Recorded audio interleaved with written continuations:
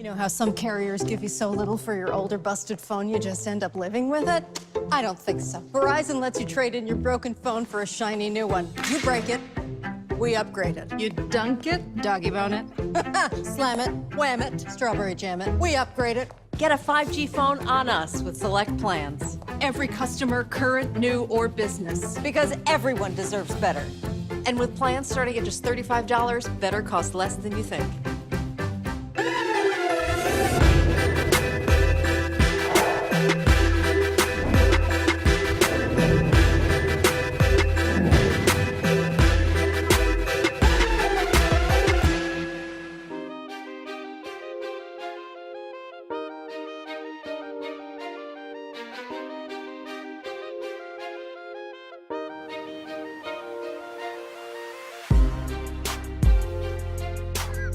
So before the interview started, we talking about I cannot stand ash. So Glynn goes, he said, I knew something told me.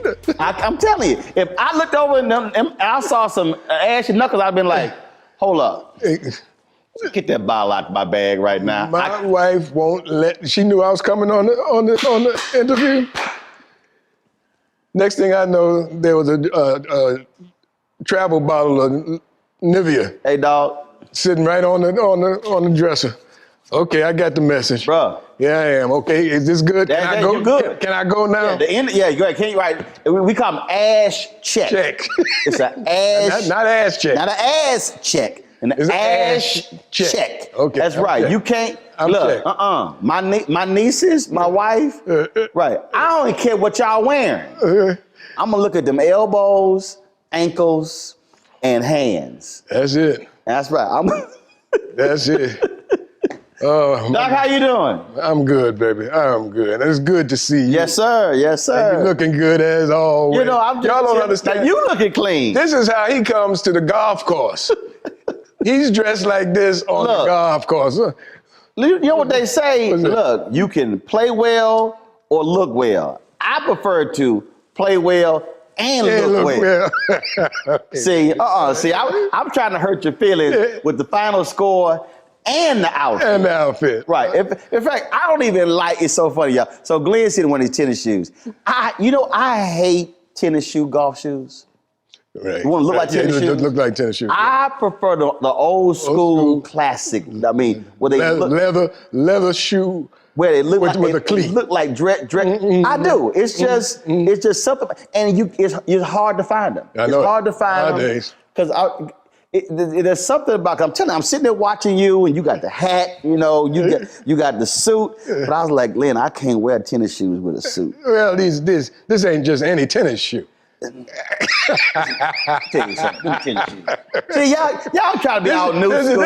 This just ain't any tennis shoe. What is that? Now. Come on now. What's that? Come on now. You know what this is. What's that? Come on now. No, if I say it, I got to get paid. What's that? Let me tell you what that look like. If I say it, Let me tell you what that look like. Look like a blue ass tennis shoe. That look like a blue ass tennis shoe. Well, see, there you go already. You got just saying blue. See, lets everybody know what kind of shoe this is. He right there. See, he right there. Am I right? See that? See, this reminds me of the movie Strictly Business. That's it. Remind me of the movie Strictly Business when what's his name? Joseph Phillips was going to the club and Tommy Davis said, "Hey, what you got on?" He said, "This is a Brooks Brothers suit." He said, "Well, you better put that shit on the outside. It look like a gray ass suit to me." Tommy ain't got no sense. See, I'm telling you, I can't. I am incapable of wearing athletic shoes with a suit. That's how I am with a baseball cap and a suit. I'm the same way. I can't wear a baseball cap with a suit. That's very hard for me. I just think that I think so much of that goes back to how we grew up. So you grew up East Coast. I'm New York. See, you can't. That's right. You can't come in here looking crazy. No, see, that's the thing I explain about black people. We may not grow up with a lot of money, but we gonna look clean. For sure. That was something. What was for you? Was that? Family and friends. You didn't play. Hey, I was ironing my clothes at 9 and 10 years old. Starch. That's it. Yeah, are you kidding? Hold up, and you. Argo. Come on, see, everybody don't understand creases. See what I'm saying? See, Don't know how to line it up. no. Got to know how to line it up. I was doing that at 9 and 10 And years then if old. you didn't line it up right, we gonna iron out the crease that the with the old water, crease. with the water, you gotta hit them. Come on, You gotta hit it with that water. See, see right there. What was that? What move was that? Y'all know that move. See, that's why it's hard for me. Mark Lamont Hill hit me. He said, Roland, he said, man, have you ever just gone out? He said, jeans and a t-shirt. I said, hell no. I said, bro, I said, man, that hurts my sensibility. But you see, there's a difference between me and you. My most comfortable attire is one of the reasons I moved to California. Right. Is because I love just wearing jeans and a t-shirt. I'm that simple. I'm telling you, if you ever see me in jeans, that will be cowboy boots on. Well, you see me with them cowboy boots on. Oh yeah, yeah. You know that. Yeah, we know that. I don't have to go there on that. Right, we know that. But that's my most comfortable attire. Jeans and a t-shirt. I took some meetings out here. This was several years ago. And they all looking at me, because I'm suit, tie, we got the pocket square, we got the color socks, shoes polished. That's you. They got jeans, t-shirts on, and they were that was here in California. Every meeting, every meeting. Yeah. And I'm sitting there going, and they looking at me like, y'all dressed up. I'm looking at them going, this ain't dressed up. Dressed up. I ain't got a hat. Right. This ain't dressed up. You didn't have a tie? Did you have a tie? No, I had a tie. You had a tie. But it wasn't like. You didn't have the bar. You didn't have a tie. Right. See, I didn't even put on the. I just had the eye watch. I didn't even put on the dress watch. Right. I understand. See, there's somebody watching right now ain't got no idea what the hell we talking about. They don't know nothing about no dress watch. That's right. They got no. What the two things do really, Glenn, irk me, and being from New York, I wanted this irks you. When you see a dude with some unpolished shoes. Oh no.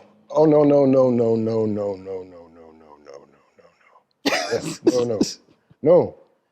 No, I don't care if you got on jeans. I don't care what you got. You can wear short pants. I don't care, but you got to have polished shoes. Your shoes have to be polished. I used to polish shoes for a living. I was a shoe shine boy. Oh yeah, no, yeah, you can't. Yeah, you can't. I bet cats walk up and you looking like. Scuff marks. Right. That's right. Like what? You didn't see them scuff marks when you put them shoes on? What? I'm telling you, the other one for me is What's that? I cannot handle unhemmed ass pants and sleeves. I was in Chicago. I was in New York. We were walking down the street, and these young brothers came my way. Let me holler at y'all. Because see, I will give you leeway if you under 18, because you're still growing. Okay, so we all know, mom and dad are gonna buy you that extra large ass suit so you can grow into that suit. Right. I said, I get it. I said, let me holler at y'all. I said, man, how old are you? But he was 20. I said, bro, that's too much cloth at the bottom of you. I said, I need you either have a cuff or I said, you got to get them things hemmed. And then the sleeve, if that sleeve hit the middle of your palm, wrong. You need to be slapped. I can't. Sorry.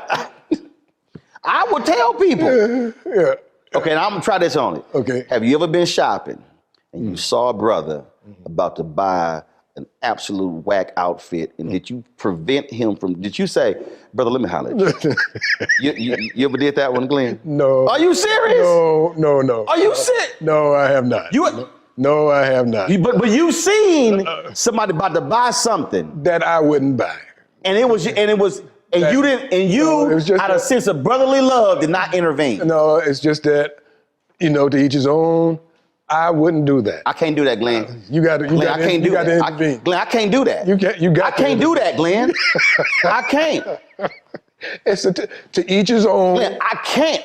Maybe he sees something I don't see. As a black public service, I cannot do. I'm telling you. I was in the store and the woman was a clerk and this brother, and I said, I was sitting, I'm trying to avoid my peripheral, and I was kind of like, shit don't go together. And I was like, and I'm trying to buy this tie, and I'm like, say, bro, let me have. I can't let you walk out the store with that. No, you just can't. Get your eyes. I said, I can't. I said, I can't. I said, look, she don't know what she's doing. I said, she just trying to get this safe. I said, I can't do this. But your best, she ain't looking out for your best. I said, I can't. I said, I can't have a bunch of women out there laughing at you when they see you walk into the church. I said, I can't. Can't do it. I said, bro, that don't go together. Yeah. I completely, I said, I need you to get rid of that. I need you to get rid of that. Oh, no. I said, this shirt, this tie, this jacket, pocket square. Bro, did he do it? Oh, hell yeah, he did. He did? He was a brother. Uh-huh. We had Nordstrom's. White guy. I got a problem when women shop for men, which means that man ain't been trained right. And so we're in Nordstrom, and this dude probably, he was in his 30s or something. His mama. I'm like, your mama shopping for you? I'm trying to mind my business. See. And I overhear the conversation. And so, this is what you hear. I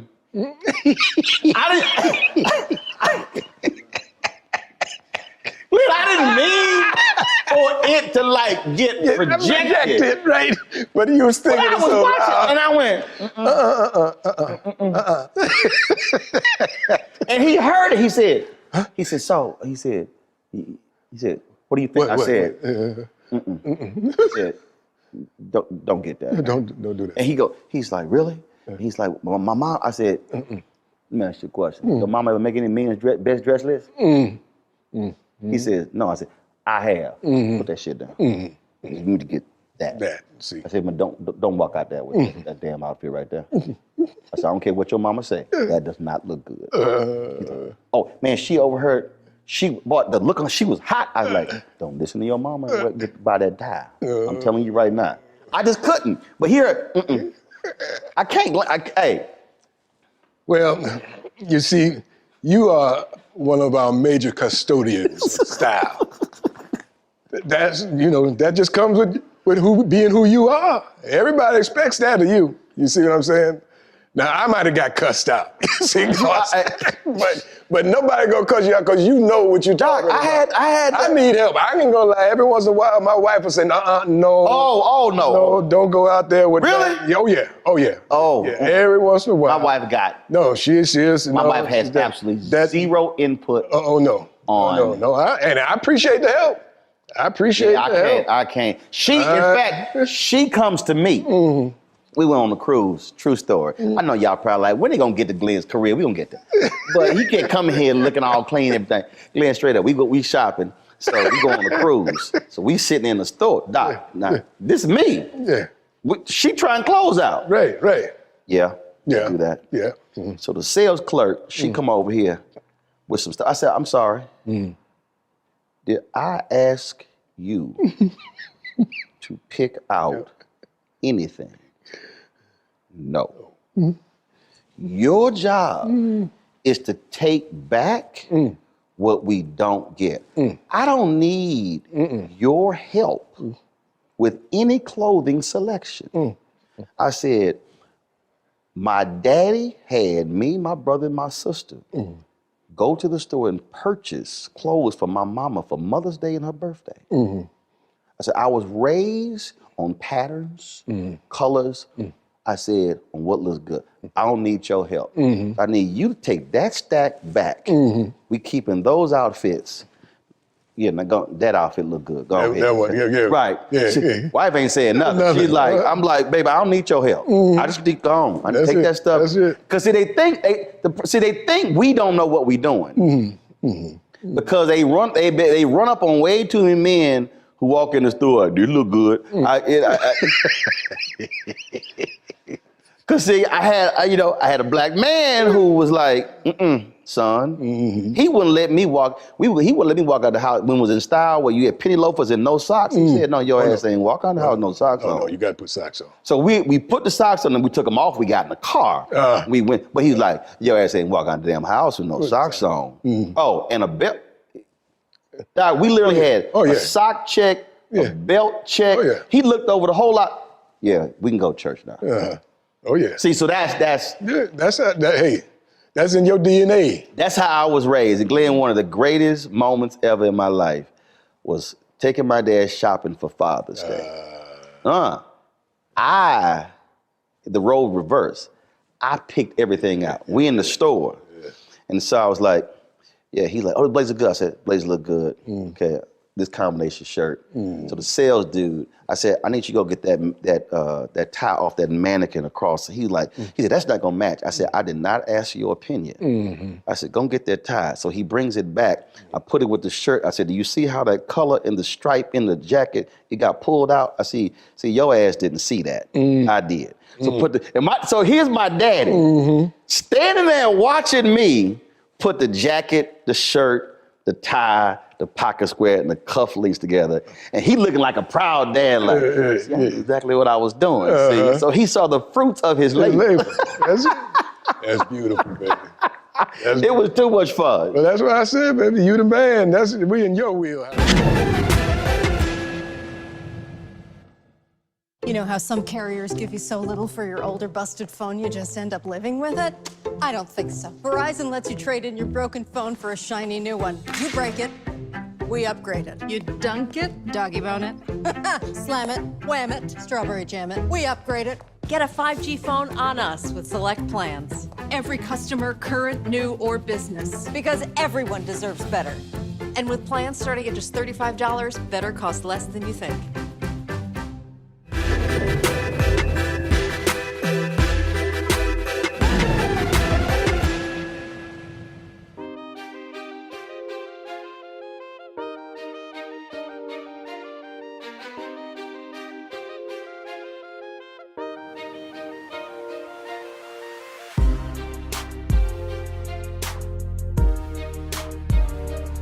How in the world you go from New York to being the 21st century Bill Pickett? Really? You ain't like you grew up in Birmingham, somewhere in Georgia. No. I was talking to somebody, said, man, they said the cowboy. They said, all the Hollywood cowboys, Glenn. I said, Glenn has from New York City. Harlem, New York City. Harlem. Ain't no manure nowhere in Harlem. How that happen? Well, hey, baby, you know, the short answer is because I wanted to. You know, I wanted to be a cowboy, you know, ever since I was knee-high, you know. And I used to play hooky, go to the stables down there on 60-something Street in Central Park, right off of Central Park, and shovel manure. And the man would let me ride his horse. I clean up them stalls. And I just always wanted to know, hey, I'm gonna fast forward. You're a lucky man, you grew up with your father who instilled a lot of stuff in you. I didn't know my father coming up. Later, I got to know my father after I became a young man, 19, 20. And started learning about that side of the family, his side of the family. Come to find out, his father, my grandfather, who I never met, had horses and land, property. So that was in your DNA. It was in my DNA. He was a man from Georgia. The family, the land is still in the family. And it was in my DNA because, as you know, I've got the ranch and horses and all that, but I did all that before I knew that family tree line. So it all came kind of natural. What is it about, both of us love golf, we played together. Y'all gonna laugh, I had the music going. Glenn was like, we gotta turn that music down. Cause I can't have soft music. No. Yeah, well, no, well, yeah, see, but if there's a volume limit on the speaker. You got everybody out there like this, over the ball. Come on, but golf is rhythm. Come on now, Black. Come on, it's rhythm. But at some point, you got to focus on. You can't be listening to Luther. Oh, yes, you can. Because it's all about. First of all, it's also, you know. See, part of the problem. See, this right here is part of the problem with the golfers. They sit there, you know. Yeah. They're like, you know, they're all rigid and everything, and they want to dress. See, we got to. You know, see, it's a whole different.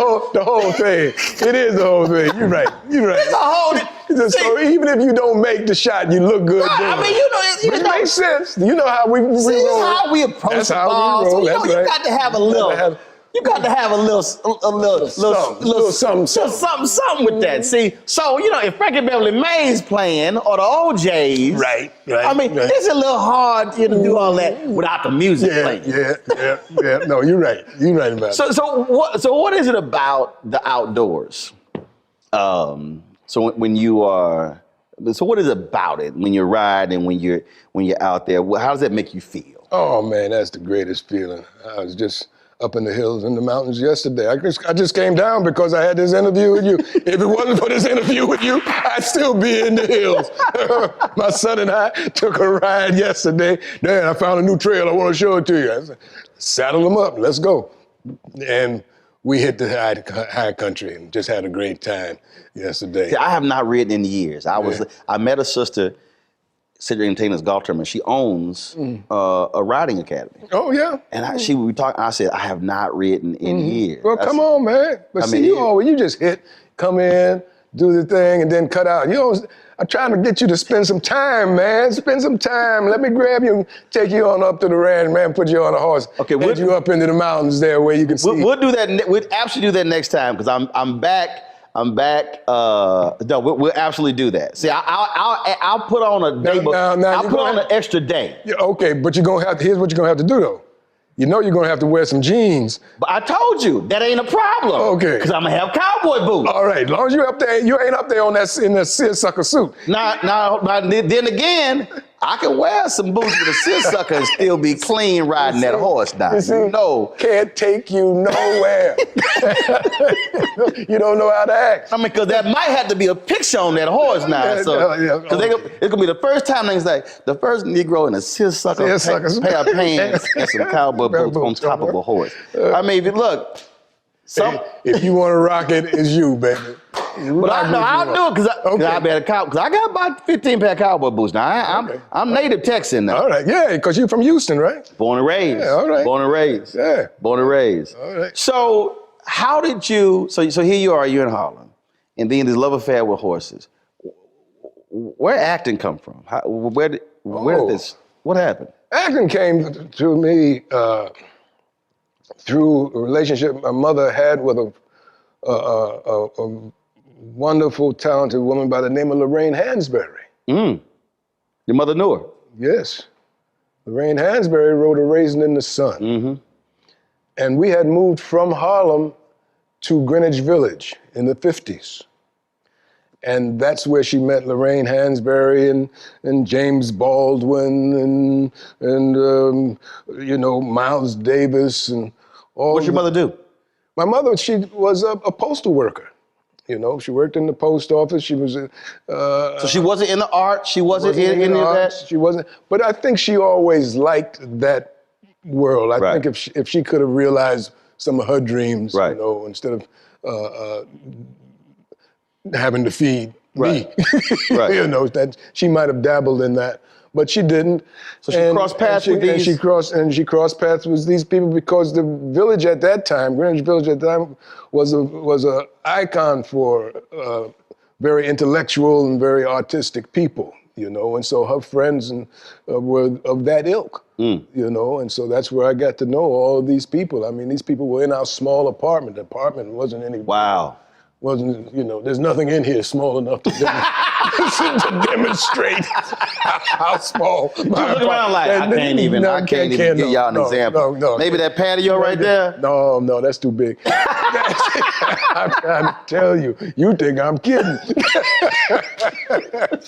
But that small space, some of the most brilliant minds of our time crowded that small space. And was there in intellectual conversation that I was privy to as a kid, but, you know, of course, paid no attention to because all I wanted was for one of them, you know, Uncle James Baldwin, Uncle James, give me a quarter because the ice cream man is downstairs. I want to go get a quarter, you know. I want some ice cream. You know, here, Glenn, here, go get, you know, that kind of thing. So that's all I was interested in. I didn't know that these minds were that. Right, it was like, you like, damn, Uncle James Baldwin. Yeah. James Baldwin. Right, you see what I'm saying? Lorraine Hansberry, you know. And so when Miss Hansberry wrote this play, she told my mother that there was a role for a little boy in it, and would I be interested in auditioning? And my whole thing was, well, I don't know if I want to do it because is it Saturday? I got a baseball game Saturday. You know, if this is gonna mess up my baseball. Hold on. Let me hold up. Let me. So the Lorraine Hansberry writes A Raisin in the Sun. Right. This iconic play. She asked your mama, I got a role for a little boy. The little Glynn want to do it. And your ass talking about, this gonna get away at the baseball game? What your mama say? You out your mind. No, I know that's what she wanted to do. Right. But no, it wasn't like that. First of all, I had to audition. And I didn't know what an audition was. So she worked with me on the road. My mother and I, we rehearsed in that little square space and went up to audition. And when I got there, I saw all these other little colored boys sitting in the hallway, and I couldn't figure out what they was doing there. Because you never been, you know, audition. Because there's only one little boy in the play. I read it. That's me. So you like the job, man. What y'all here for? Yeah, what y'all here for? You know. And so I didn't know until afterwards that everybody was trying to get that part. Wow. You know, and got it. I got it. Because you got an inside track. Well, I had an inside track. Lorraine sitting at your little box. Absolutely, because it ain't who you know, it's who knows you. But the other thing was, I was never nervous because I wasn't You had no expectations. I had no. You just like, all right, you want me to read a sheet of paper? Yeah, okay. You know. So, and I didn't give it a second thought. I wasn't afraid of the competition because I didn't know I had competition. You know, I assumed the part was mine.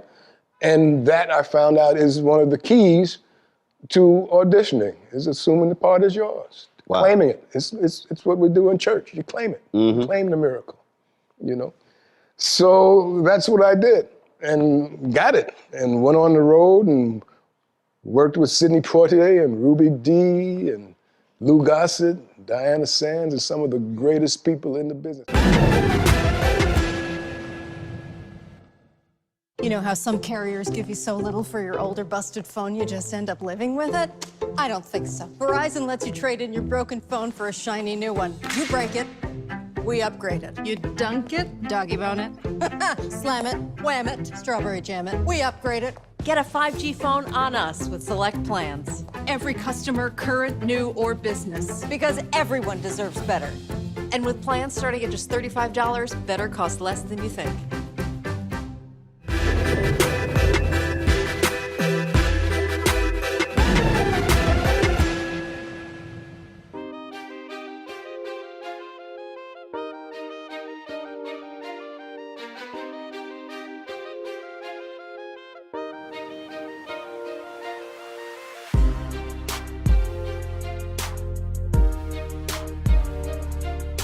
One of the great things about the business, people always talk about, you know, the fame and the glory and all that kind of stuff.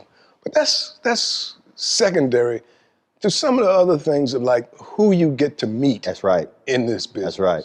Where you get to go as a result of this business. You know, like meeting you and meeting, you know, Lorraine Hansberry or Diana Sands or Ruby Dee or Sidney Poitier. I met Dorothy Dandridge, you know, and Pearl Bailey, you know, and some of the greatest people that you ever met. Sammy Davis Jr., you know. Now, these are names that maybe some of your viewers don't even remember, you know. But we're talking about iconic people. But these are iconic people. And you're remembering just the conversations, just the fun, just not this the work, but just the stuff that's off screen. Yeah. Stuff. So my character's name in the play was Travis. And I hated that name in the play. If you all remember Raising the Sun, if any of you students, acting students have done, you know the character, the little boy's name is Travis. I thought that was the corniest name. I don't know why Miss Hansberry. You said I ain't never met no black Travis. I ain't never met no black Travis. That's exactly what I said. That's exactly. So I couldn't stand the name. So we're doing the play, we're rehearsing. And we all break for lunch. We go to lunch. And I'm hanging with the adults. And Sydney and Sidney Poitier, Ruby Dee, I think Ivan Dixon, and maybe it was Diana Sands, we all go up to a restaurant to have lunch. It's a loud restaurant, very loud. And all of a sudden, this restaurant gets deathly quiet. Just a hush comes over the room. And we stop and we look around and wonder why it's gone so quiet. And then all of a sudden, Sidney looks over and he stands up. And he holds his arms out and this gorgeous woman walks across the room, right into Sidney's arms. Darling, darling, oh, how are you? Oh, it's great. And the whole place is just like mesmerized. And it's Dorothy Dandridge. And I'm only 12, but I'm like, she's gorgeous. Yes. And so Ruby Dee starts introducing Ivan Dixon, Dorothy Dandridge, and it goes around. And this is our Travis. This is Glynn Turman, he's our Travis. And she embraces me and gives me a kiss on the forehead and says, hello, Travis. All of a sudden, that came the most beautiful name in the world. That was the greatest name, man. I think to this day, Travis is probably the greatest. You ain't name your son Travis? I'm gonna start to name my kids Travis. But that was, you know, it's times like that right. I remember to this day that clear as a picture to me, you know, and some of the icons that I've had the great fortune of meeting. Well, that's how it was when we talked when Cicely Tyson passed. Mm-hmm. When you told the story, and I cracked up laughing when you said, was it you tried to sing, and Cicely was like, don't do that. I hollered when you said, because you thought you would just. Oh yeah, you couldn't tell me. She went, don't do that. Don't that. Oh, it's hard to believe she's gone, man. Hard to believe. Some of the people that's moved on down the line, but to have known them, to have spent the same space with them, has been a true, true blessing, you know.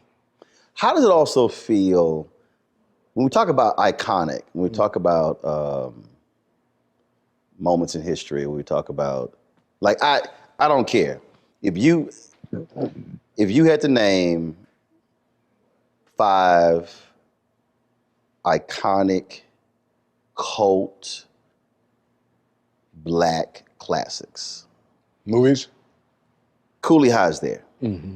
But then you also are connected to, in another generation, a historic cult classic, A Different World. Different World, yeah. So talk about that Cooley High being young Glynn Turman. Mm-hmm. And then a whole different generation with A Different World. And then now with people being able to repeat shows and it going over, and they're seeing over and again. And so now you sort of have this multi-generational impact. Yeah. Yeah, it's kind of crazy. You know, the thing with Cooley High was, Cooley wasn't my first movie. I think my first movie that I had a featured role in was Five on the Black Hand Side. Cooley High was a giant step in my career. Because, and this is how I knew. Now, I grew up, like I said, from Harlem, grew up in the West Village, but my mother had two sisters. And one of them stayed in Harlem, and the other moved to the projects, the Smith projects down in lower Manhattan. So I spent equal time pretty much in these households. And so part of my raising was in the projects as well.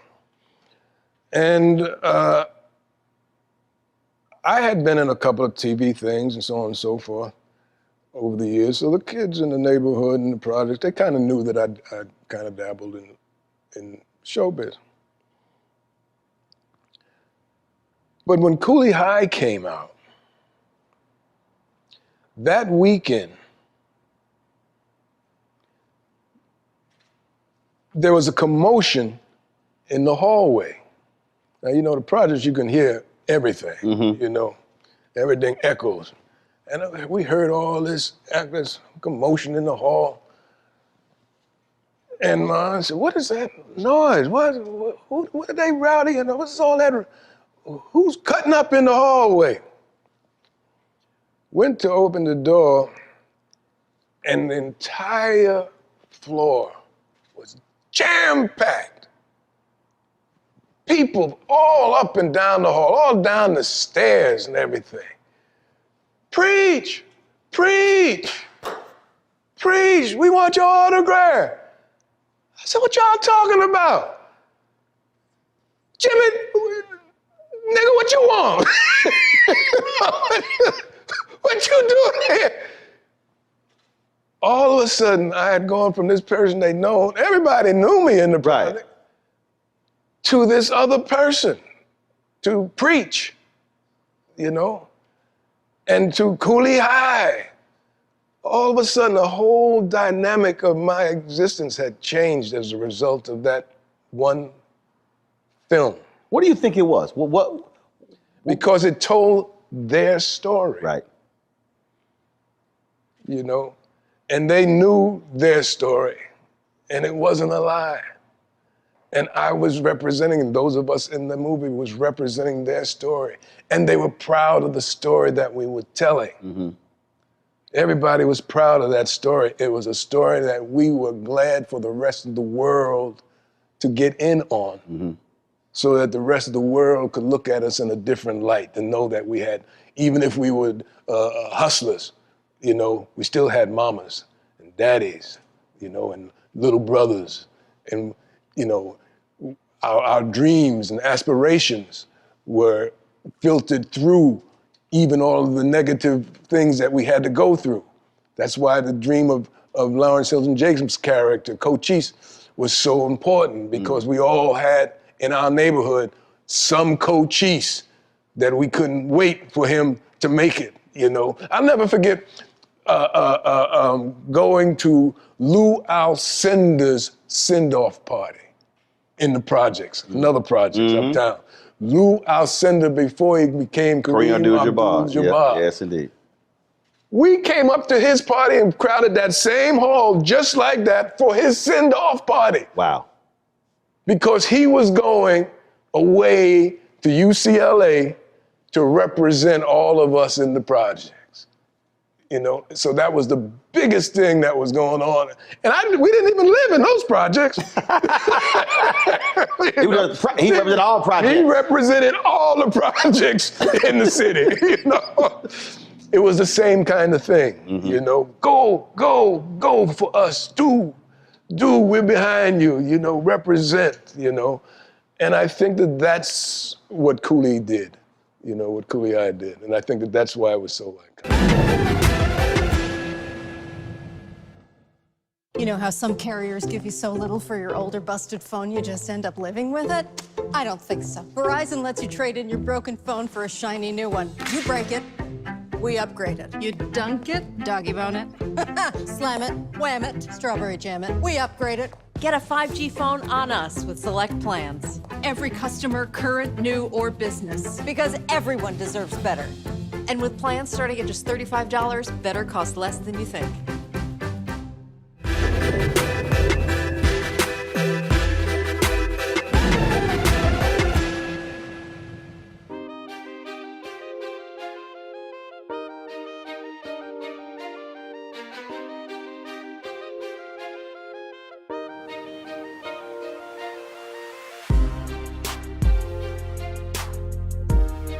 So I have again, people who come on my show, that there are 5 movies that if they have not seen, they can't come back to do my, straight up. Really? I've had people come, if you ain't seen Coolie High or Car Wash, you cannot come back and do my show. Yeah.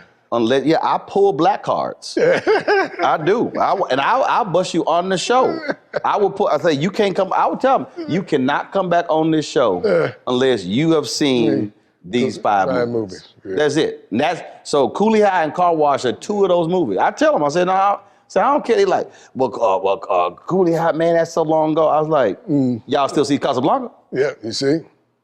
You see? I said, I don't want to hear that. That's right. I said, no. I said, so that's one of them. When you think what, and before I ask the question, I'm quite sure it's going to be something a lot of us haven't seen. I ask music artists all the time, when I ever ask them what's their favorite album, typically it's an album that a lot of people didn't hear because it meant something to them.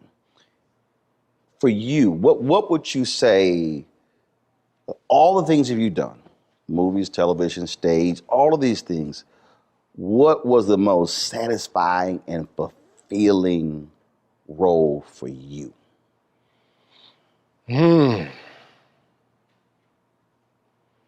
Well, I've been blessed to have been a part of some wonderful, wonderful projects, bro. We started out with Coolie, which was a satisfying, wonderful role. It had a combination of everything: comedy, adventure, tragedy. So I was able to play all those notes in that,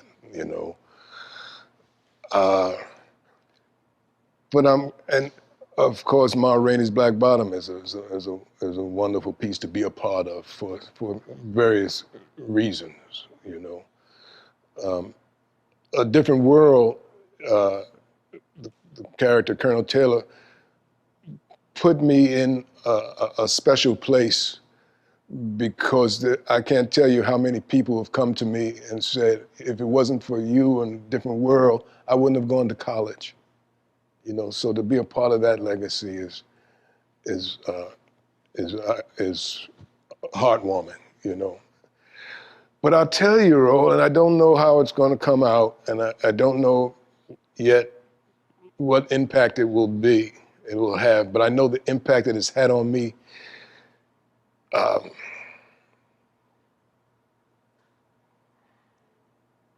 Playing a character named Mose Wright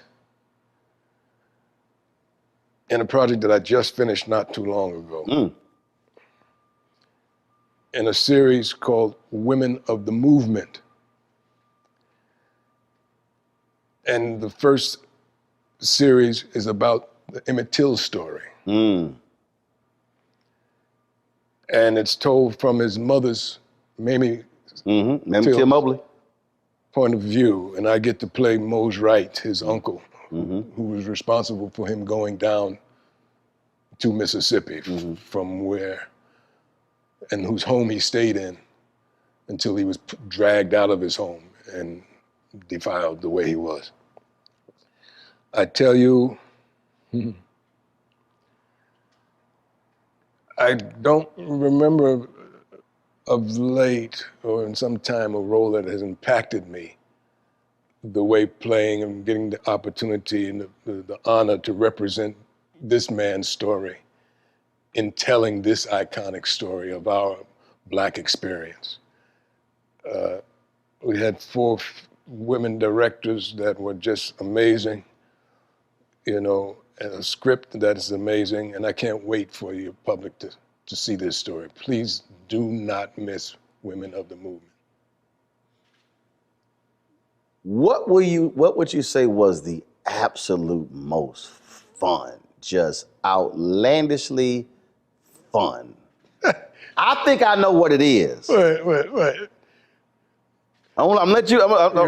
I tell you what, I had a hell of a lot of fun doing. I mean, Cooley was, of course, fun. It always makes its way to the list of most things. But I did a movie with a dear friend of mine named Max Julian. Mm-hmm. And we did a movie called Thomasine and Bushrod. And I got to play a Jamaican or West Indian cowboy named Jomo. And Jomo was bad. You know, Jomo was a bad dude. And we had so much fun with Vanetta McGee, Max Julian, Jason Bernard. I just had a great time doing that film. I would say, again, outside looking in, your character on House of Lies is Don Cheadle's daddy. Oh. You acted a fool on that show. They did not let you play the old black man. You like, now look, you were a little frisky. I got a little frisky. got a little frisky on that. House of Lies with Don, you know, Don was just great, and we had so much fun together, you know, and I was honored when he asked that, you know, they asked who he wanted to be his father, and he chose me to play the role, you know. And we just had a great time, you know. Kristen Bell, she's a sweetheart, you know, and a wonderful, wonderful cast, you know. And I got to direct all of the webisodes. They did several webisodes for that show, for Showtime. And I got to direct those, so that's always, you know, a nice bonus thrown into the cake, because that's what I do as well, you know. What have you not done that you would want to do? I'm working on my Western. I haven't done my Western. I'm working on that. Really? Yeah. We're getting close to it, too. So it's a Western? It's a Western. It's a good old-fashioned Western. Because we got, you know, sitting on the other side of that wall, Mr. Posse over there. So, but you said my Western. What's unique about your Western? My Western is steeped in things that they not necessarily do anymore. In other words, John Ford, great director. One of the major characters that was always in the John Ford movie, along with, you know, John Wayne and, you know, Ben Johnson and all those other iconic guys.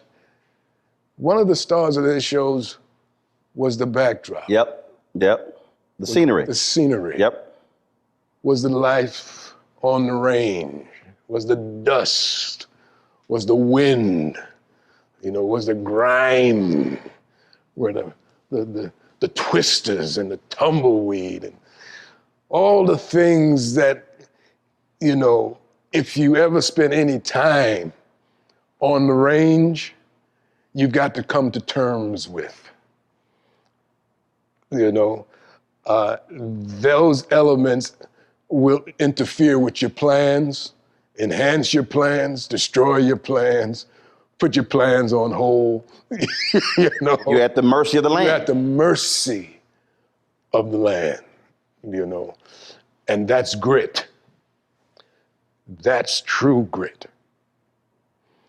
And when I do my Western, that's part of the world that I will be addressing. You say you're close. I'm close. For a person out there who is in this business, who wants to be in this business,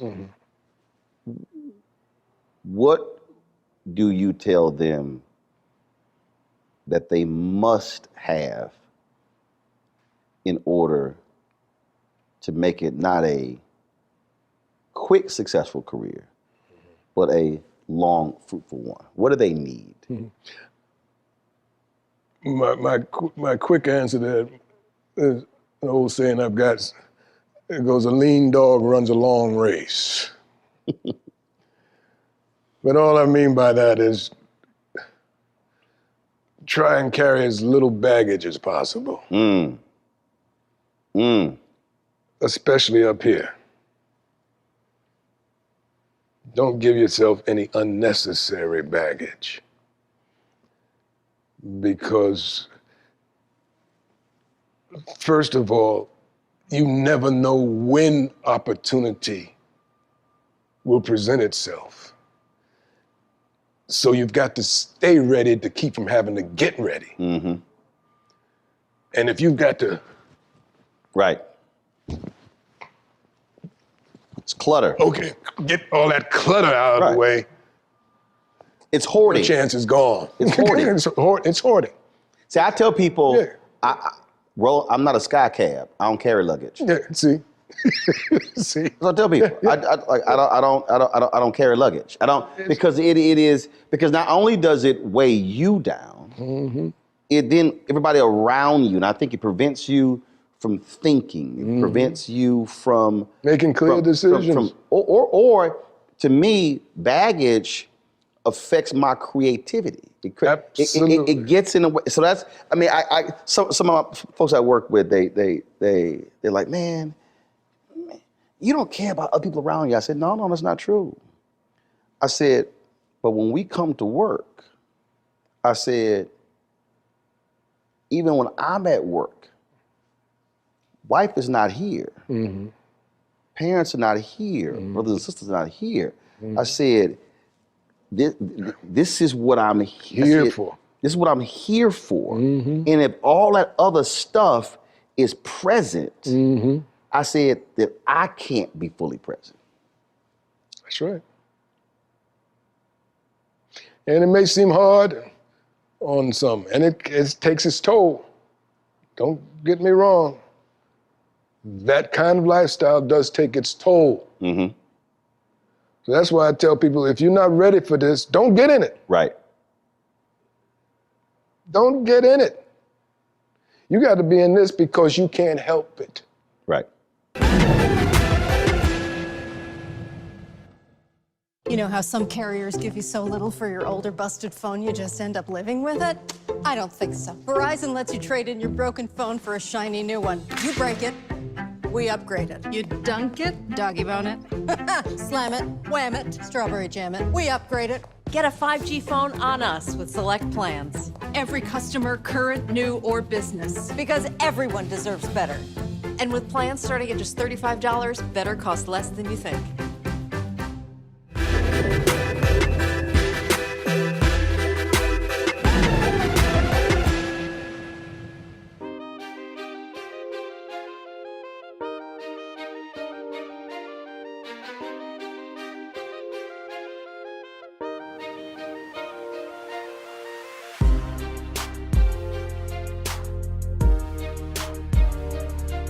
Tashina Arnold said after Martin ended, she said it was another decade before she got another sitcom. She said, oh, I thought when Martin ended, I was going to go to the next one. She said it was a decade. Yeah. So for you, how have you dealt with, for lack of a better phrase, how have you dealt with rejection or no?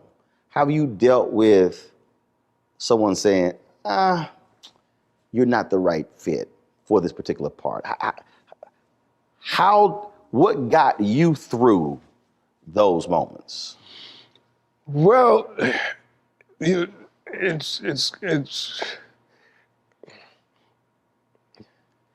first of all, I spread it around and made it look like a big act.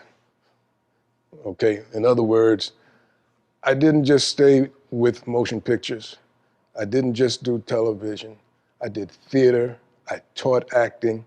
So I kept my foot in the pool. I'd go where it was. Mm-hmm. I'm a stage actor. I come from the stage. So I don't care if it's 99 seat house, 99 seats to 2,000 seats. I've played, So I was always where the acting was so that I could keep my instrument strong. Mm-hmm. But at the same time, I let the industry know that she wasn't my only passion. Mm. You talked about what's it like up in those mountains. That's my other passion. What's it like training a horse? What's it like raising my kids to appreciate the outdoors? What's it like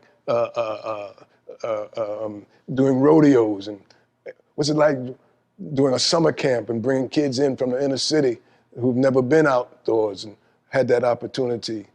What's it like presenting that? So I spread it around and make it look like a big act, in that my passion is not tied up in, I'm not defined by this one thing. I have the talent, thank God, that's been given to me, but the perseverance that goes with that or that serves that talent has to be adhered to, has to be nurtured, has to be fed.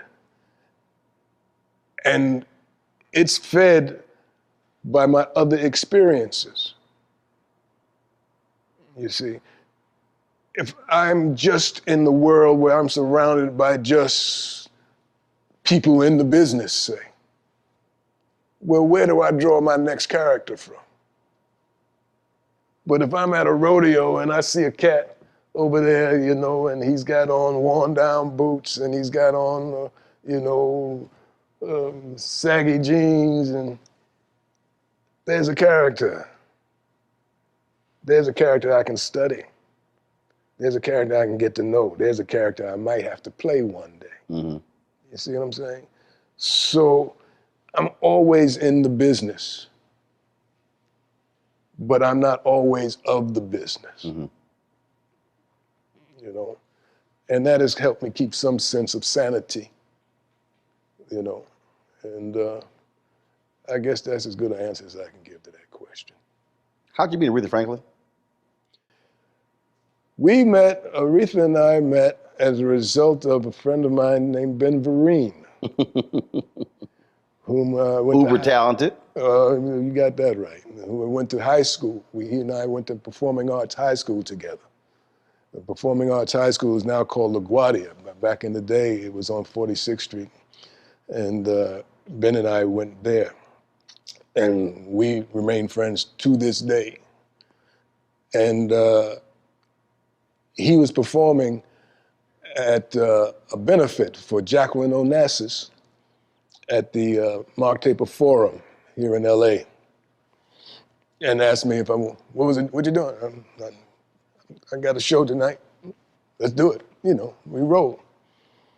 And while he was preparing in his dressing room, I stepped out and there was a young man standing near the stairway, and he recognized me. He said, "Oh, Glynn Turman." And he said, I said, "Yeah, how you doing?"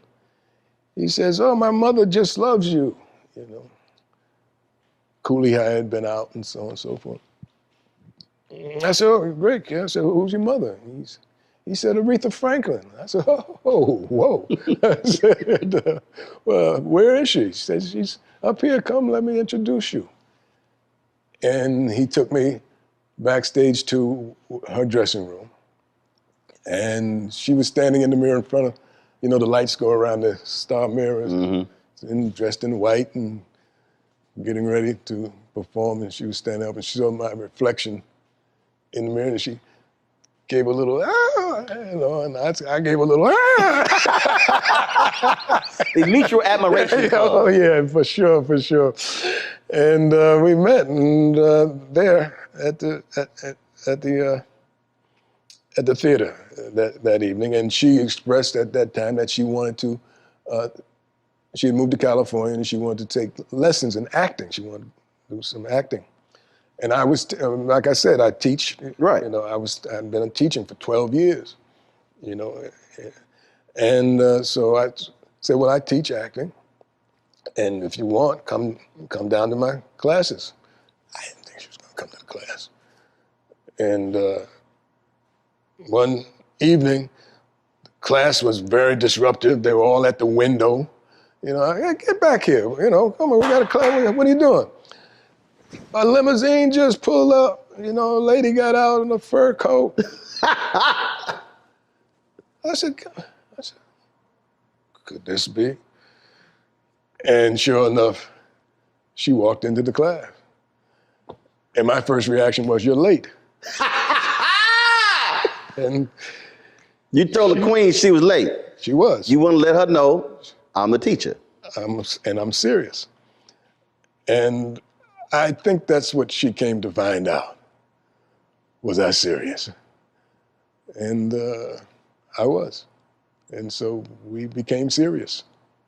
Serious enough when you got married. That's as serious as it gets. The queen was special. We had a relationship. She was a news junkie. Mm-hmm. Mm-hmm. And man, she would text me. Mm-hmm. First of all, and she also was a night owl. My God. Mm-hmm. I'm in the bed, and mind you, I'm on live at 7 a.m. Mm-hmm. My phone rings, it's 12:45. I'm like, me and my wife in the bed, I'm like, now mind you, I had to get up at 3. Mm-hmm. I'm like, when the hell is calling me from a 248 phone number? Mm-hmm. I was like, answer the phone. Roland, Aretha. Mm-hmm. Oh, that segment you on tonight, she just started talking. I'm trying. Now, do I need to tell the queen my ass is asleep? Then I go, well, it is the queen. So I guess I better get the hell up and talk. Man, that's how it was. But people don't realize how great she really was, how diverse she was, and how smart she was. Yes. Very smart, very astute, and hilarious, really had a funny bone that was really. But also loyal in the sense that, she came to Constitution Hall in D.C. Mm-hmm. and my nieces wanted to meet her at a speech. Mm-hmm. And so she said, Roland, you coming to the show? I said, Queen, I said, I got a speech. I don't pass up checks. Mm-hmm. And I said, but my nieces would love to meet you. Mm-hmm. So she said, it's not a problem. So she said, I will leave, because my wife is also a Delta. She said, I'll leave 3 tickets, no problem. So I get a speech. And so later that night, I hit my wife. I said, hey, how'd it go? She said, well, they never got a chance to meet them. Mm-hmm. Like, what happened? She says, well, Michelle Obama, First Lady, came to the show. Mm-hmm. Attorney General Eric Holder came to the show. Mm-hmm. And then Secret Service cleared everybody out backstage. Mm-hmm. Mm-hmm. And I said, well, did you call a grandson? Like, yeah, but we couldn't get him on the phone. I was like, oh, and they were disappointed. Saturday, phone rings. Mm-hmm. Roland, Aretha, Queen, how you doing? What happened to your nieces? Well, my wife told me, Secret Service, she says, what'd you say? I said, well, Secret Service cleared everybody out. Why should they try to reach the grandson? Couldn't reach him. She says, let me call you right back. Somebody in trouble. 10 minutes later, she come back. I was finished cussing out my grandson. Mm-hmm. And she said, I want to apologize to him what he did. And I made clear to him, but I don't care if the First Lady or the Attorney General or the President of the United States comes to my show. If I tell you to take care of guests and I want to see them, you are to take care of them. And she said he should he should have answered his phone, and he should have brought them back regardless of what the Secret Service had to say, because it's my show. And that's that. That was the Queen. That's that. I was like, Ro, wow.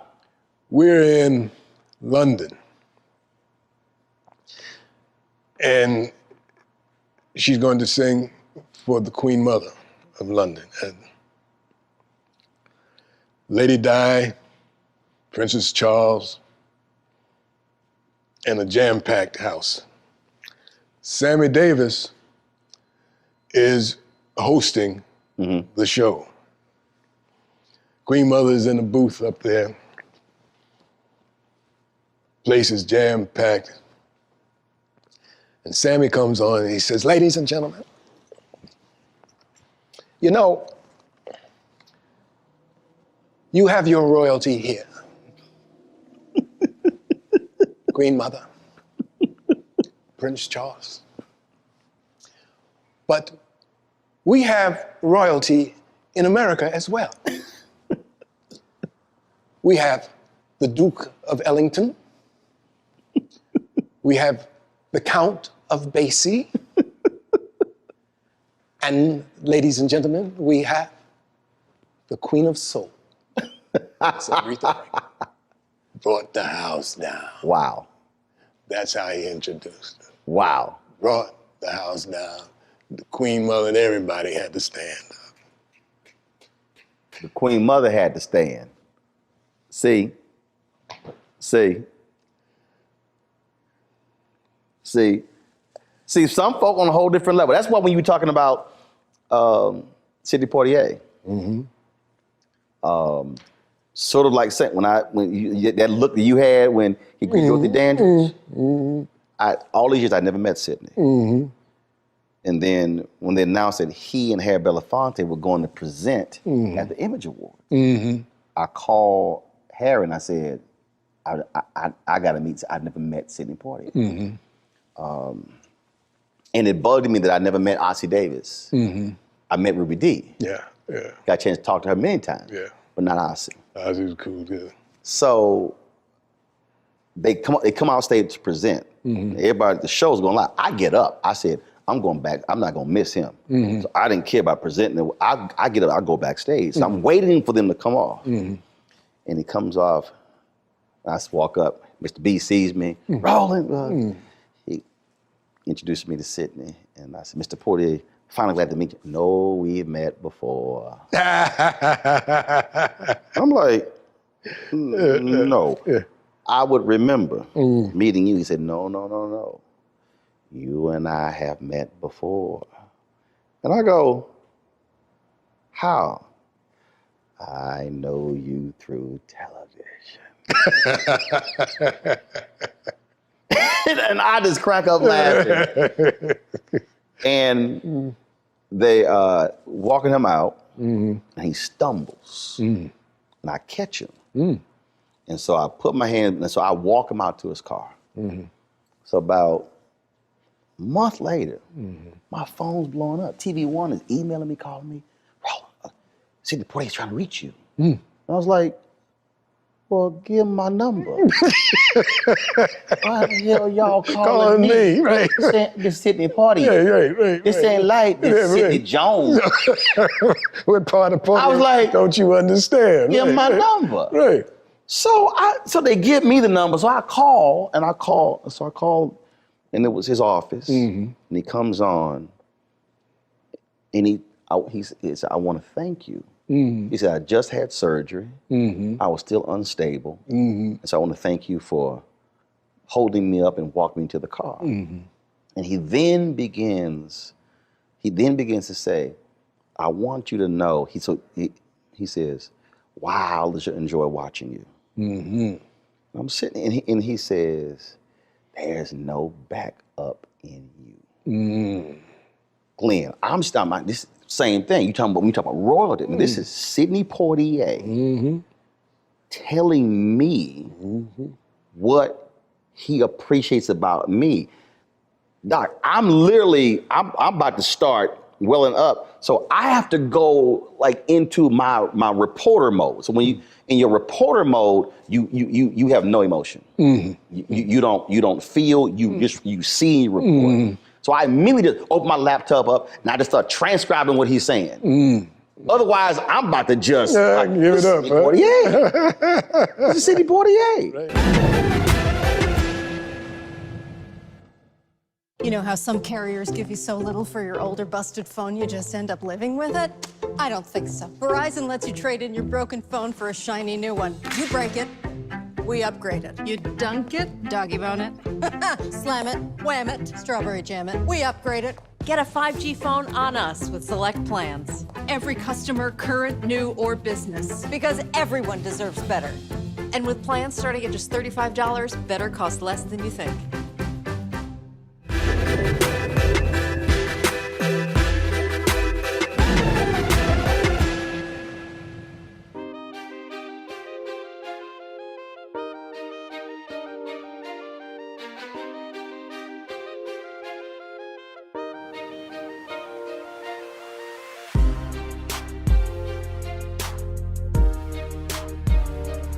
When you described going down that hallway in Cooley High, when you talked about people coming to you with college,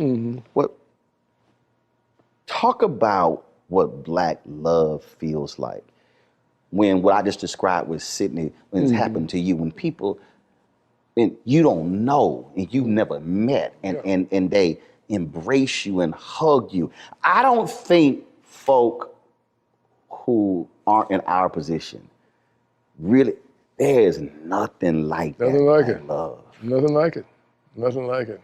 You know, I was just talking with my friend publicist over here, and Lillian was saying, "Boy, you know, this Ivy Park campaign that you're on now, you know, has really blown up, you know."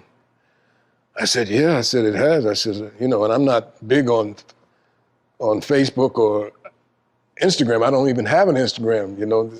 I said, I do have Twitter. I said, God, all these followers and tweets and retweets coming. My God, you know, they just keep coming now. So she's saying, yeah, a whole new generation is being introduced to you through this campaign, you know. And it has been. And some of the things that are being said are so touching because they're saying, you know, we want to give you your flowers now. You know, you've been in this a long time, which I have, you know, and they're saying that I represented them well. And there's no amount of money that can buy that kind of gratitude, you know, that and the feeling that I have as a result of hearing that. So that coming, and you know, if it's coming from your people, That's right. That's like, all right. I feel like saying, look, Mom, on top of the world, you know. You know, it's special. For me, I've had the joy of having both of my parents here. And them getting to actually experience it. Yeah, you're a lucky man. And that's the thing, that is probably what I really appreciate. So look, I had parents who never went to college. 5 kids, never made collectively more than $50,000 in a year. And to be able to see it, experience it, see your son people do come his up thing. to them and say stuff. Right. That for me a lot of times is even more important than when absolutely to me that they get to feel that and experience it. Absolutely. When my mother put me on this track, as I told you the story is how that happened, you know, and she didn't live to see the outcome, you know.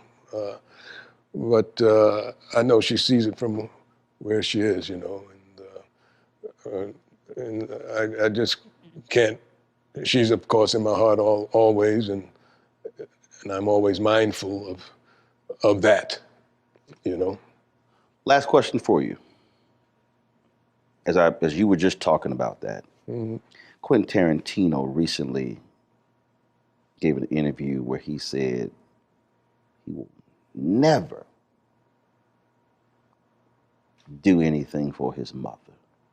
Never what? Never do, because... Anything for his father? For his mother. For his mother. Because when he was young, she said he would amount to nothing through his writing. And he said he yelled at her, and he said it was painful to him that his mother would say that. And he said, I would never, I think he said he bought her a house, but I would never do anything more for her with that. You talked about your mother and what sitting with her and going over those lines for your audition and what she introduced you to. As a final point, there's a parent who's watching, and that parent has other intentions for their children, but they don't fully embrace what that child is passionate and wants to do. Talk about just the value of a parent, not saying what Quentin's mother said, but a parent saying, baby, if that's what you want to do, I'm going to help you get there. How important is that? Well, I've been on a couple of ends of this, being a parent myself, grandparent, and having been a son. Now, like I said to Mom, I got a baseball game on Saturdays. You know, if it gets in the way of the baseball game, I can't do it. She explained that it could interfere with the baseball game. And you loved baseball. And I loved baseball. Jackie Robinson, don't forget, I'm from the Jackie Robinson generation. Everybody wanted to be Jackie Robinson. She said, you know, there's that actor that you like too, there's Sidney Poitier fellow that you like in the movies. You know, he's going to be in it. You know, I said, well, you know, I don't know, Mom. I said, we got, you know, with the PAL. You remember the PAL? I don't know if you remember PAL. I'm familiar with it. Police Athletic League. And so that was important to me. So she never said, you know, you got to go do this, blah, blah, but she made it attractive. She said, well, if this happens, we might get to go on a train and travel some other places. Now, I also was very curious kid and wanted to travel. You know, that was a passion of mine as well. So she found a way to influence or point out what could be the beneficiary. Expanded your horizon of the opportunity. Exactly.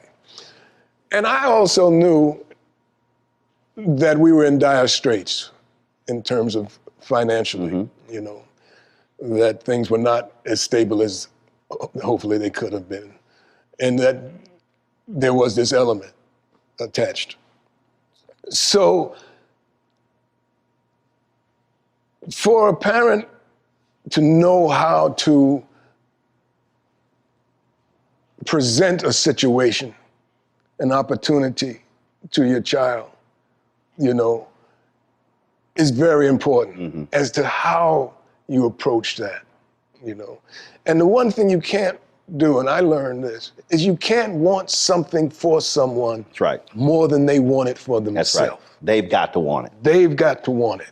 You know, that can be a dire mistake, you know. So in presenting the things that the opportunities that I liked, you know, oh yeah, get to travel. And that was one of the high points of the whole thing for me, was going on the train, got to go to Chicago, got to go to New Hampshire, got to go to Philadelphia, you know, and that whole thing, and looking out the window and seeing the country go by and the whole thing. These are things that I still remember. You've certainly have had your dreams come true, and maybe a little bit more than that. So whether it's acting, whether it's being a cowboy, whether it's being a big-time golfer, I've enjoyed it. Glynn Turman, I appreciate it.